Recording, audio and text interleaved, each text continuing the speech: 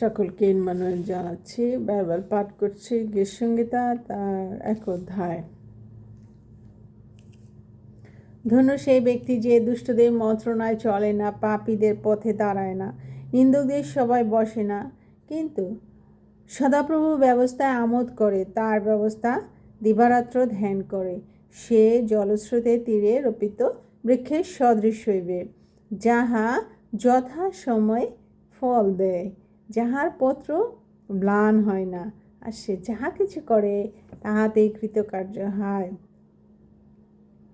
দুষ্টগণ সেরূপ নহে, কিন্তু তাহারা বায়ু চালিত তুষের ন্যায়। এই জন্য দুষ্টগণ বিচারে দাঁড়াইবে না, পাপীরা ধার্মিকদের মণ্ডলীতে দাঁড়াইবে না। কারণ সদাপ্রভু ধার্মিকদের পথ জানেন, কিন্তু দুষ্টদের পথ বিনষ্ট হইবে। তাই আসুন আমরা ধন্য সেই ব্যক্তি যে দুষ্টদের মন্ত্রণায় চলে না।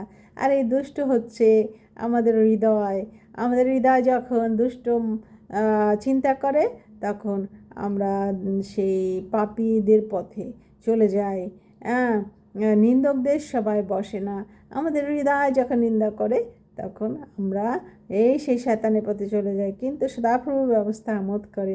আর সেই যারা সদাপ্রভুর ব্যবস্থা আমোদ করে এবং তার ব্যবস্থা দিবারাত্র ধ্যান করে, তারা জলস্রোতের তীরে রোপিত বৃক্ষের সদৃশ হইবে। আর আমরা জানি যে জলের তীরে যে বৃক্ষ থাকে, সেই বৃক্ষ দেখতে খুব সুন্দর হয়, আর সেই বৃক্ষের মতো আমরা হব। আর যারা দুষ্টগণ সেরূপ নয়, যারা দুষ্ট যে যে যে শয়তান আর কি, যে মন্দ আত্মা, যে চিন্তা, তারা সেরকম নয়, কিন্তু তারা বায়ুচালিত তুষের ন্যায়। এই জন্য দুষ্টগণ বিচারে দাঁড়াইবে না, পাপীরা ধার্মিকদের মণ্ডলীতে দাঁড়াইবে না।